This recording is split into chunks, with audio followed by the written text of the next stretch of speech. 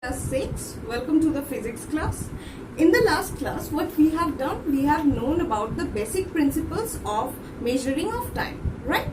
So today we are going to start with the devices used for the measurement of time. For that, we are going to study today about the sundial and the pendulum clock. Now, for that context, you can ask, what is this? This is a sundial. Now again the question arrives, why we are going to study some devices which we are not using in our everyday life. Obviously we are going to study it, but before that we need to study some of the devices which we have used from the previous ancient times. And in the ancient times, what kind of principle people have used. Now, to know our present, we need to know about our past, because for that, in that way, we can understand how the principle have evolved gradually, how the thing have come into play for today. Now, the picture you are watching, this is a very famous sundial which is present in India. Now, where it is present? It is present in Jaipur. And what is its name? It's famous as Jantar Mantar. Now, this is one of the largest and extremely accurate sun clock which is present till date in this world. Now, how it is going to work? What is the working principle of a sundial? It totally and its entire principle is based on the geometry of the shadow work, that is based on the position of the sun, as the sun and its position is so important for this clock to work. How it is going to work?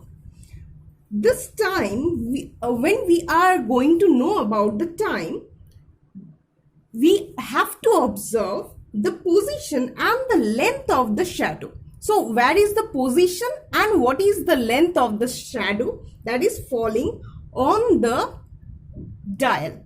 Okay, now to be in a simplified way, how it is working, basically we know that sun rises in the east and sets in the west, right?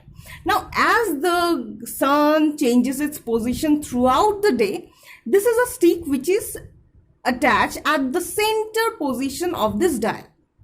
Now, with the time approaches and the position of the sun changes, the shadow of this stick starts changing from here and it goes at, they uses the shadow of this stick and they determine the time and the time of the day.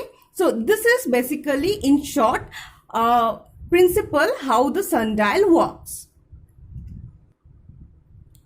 Now, after the sundial, we have to know about the pendulum clock.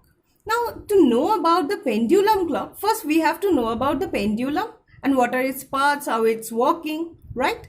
So, the diagram or the picture that you are watching, it is basically a picture of a simplified form of a pendulum. Okay, now what are the parts? This is the support, this is the string, and this is a bob.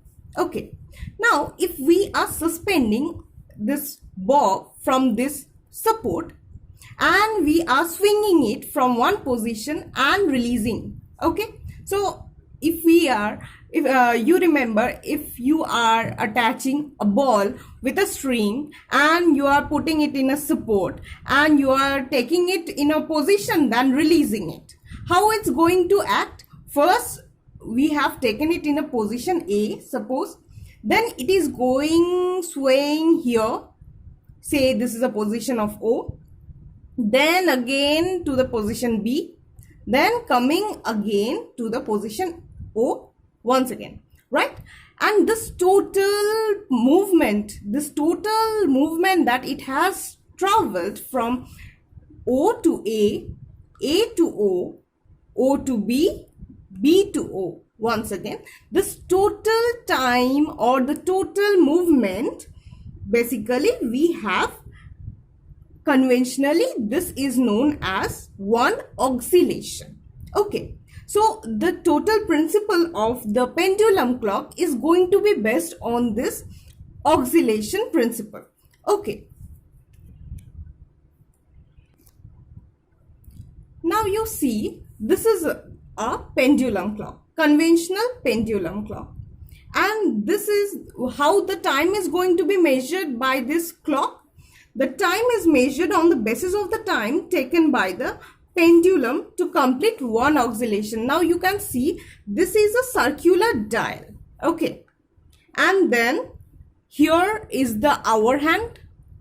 And here is the minute hand, and there is a second hand also present, but it's not showing in this dial. And then this is the bob and entire pendulum. Now this total application or the functionality of this clock is based on this one.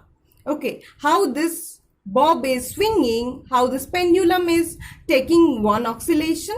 Okay, so here the circular dial on the clock has a marking of 1 to 12.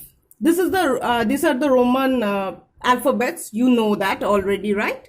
So here each marking, see, from 1 till 2, here each marking is divided into 5 small divisions, very small divisions. There are 5 small divisions are present in between each of the markings, right?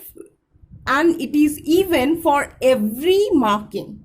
Okay, there are so basically if 2 markings or each markings have 5 divisions, so how many markings are there? 12 markings.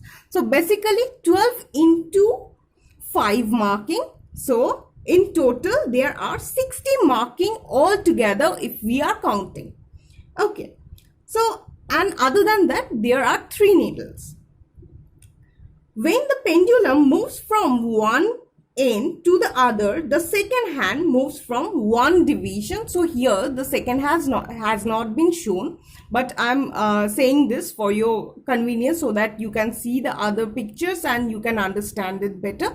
So when one oscillation, this bob is taking one complete oscillation, the second hand will be moving one. When the second hand completes one round from here till here, this minute hand moves one division. Okay, now when this minute hand equally completes 60, it completes one round of the dial, then what we say, the hour hand moves by. So in short, how can we sum it up? What are the parts of a pendulum clock? One circular dial is present, one hour hand is present, minute hand and one second hand is present along with the pendulum. Okay, so when a pendulum is taking one oscillation, the second hand is taking one move, okay, one movement, and then when the second hand is taking moving total or completing a total movement of this dial, the minute hand is moving by one division. When this minute hand is completing one total complete movement of this whole dial, all of the marking, then this hour hand is moving by 5 division. So that is how we are calling that 1 hour has passed. Okay, so this is the functionality of both of the sundial and pendulum clock. So we are going to see each other with some of the more functionality of other devices in our next class. Till then, watch this video and keep learning. Thank you.